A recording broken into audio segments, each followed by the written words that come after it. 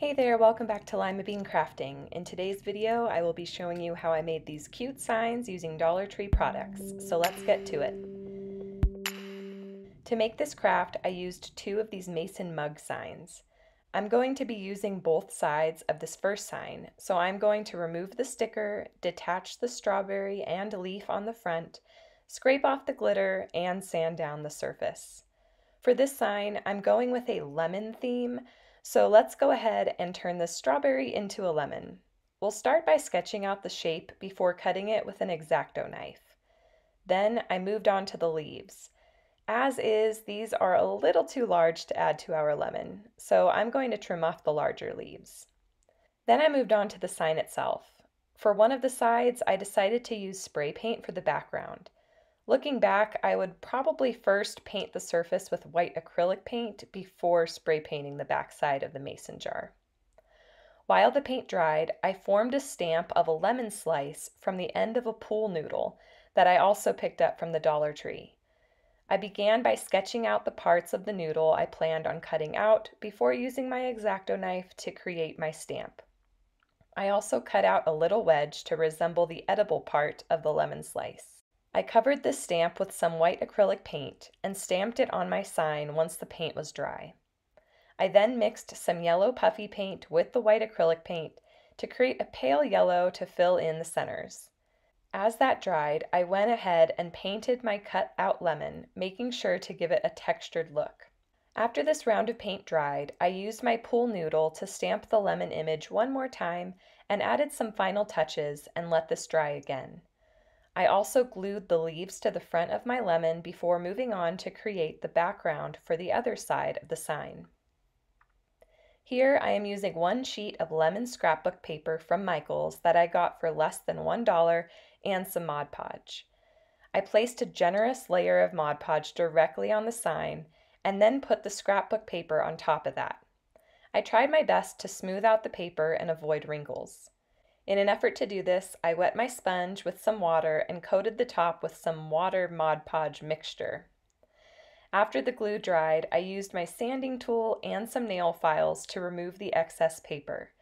I like this technique because it creates a really nice flush look.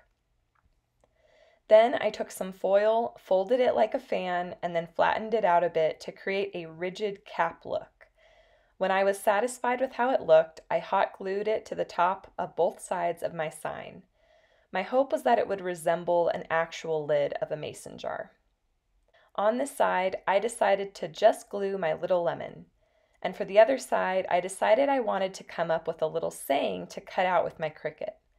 I used the free fonts Lemonade Stand and Watermelon Script from defont.com to create my saying Mason Jars and Lemon Bars. I do want to note that to do this, I had to ungroup the letters after typing them and connect them individually in Cricut Design Space to create my final design. After having the Cricut cut out this little phrase that I came up with myself, I secured it to the front of the lemon sign, transferring it with some Dollar Tree transfer paper. Moving on to my last sign design. For this one, I'm going to keep the front the same, for now at least, and decorate the back. After removing the sticker, I gave the back a nice coat of white acrylic paint to give it a lighter look because we are going to be Mod Podging some fabric to this side. If this was the side of the sign with a design on it, I would suggest doing 2 or 3 coats of the paint so that the images won't show through the fabric. Once the paint dried, I did a layer of Mod Podge, laid the fabric on the sign, smoothed it out, and coated the fabric with another layer of Mod Podge to really secure it to the sign. Once it dried, I used an X-Acto knife to trim the edges, hot glued one of the strands of nautical rope to represent the ridges in the jar, and added some succulent clips for more decoration. I like these clips because they are easy to replace with the seasons. Dollar Tree usually has a variety of these clips based on the season so that this sign can easily be modified as the year goes by. Finally, I wanted to add a word to the sign, but I didn't want to just use a sticker. I wanted something 3D, so I cut out the word hello using my Cricut on some removable vinyl and placed it on some foam board as a template. I used an X-Acto knife to cut the word out and filled in any of the rough spots with some Dollar Tree caulk. Once dry, I secured it to the sign and called it a day. I am really happy with how these signs turned out, and I hope you are too. Let me know which design was your favorite in the comments below, and don't forget to subscribe and give this video a thumbs up, and I'll catch you in the next one.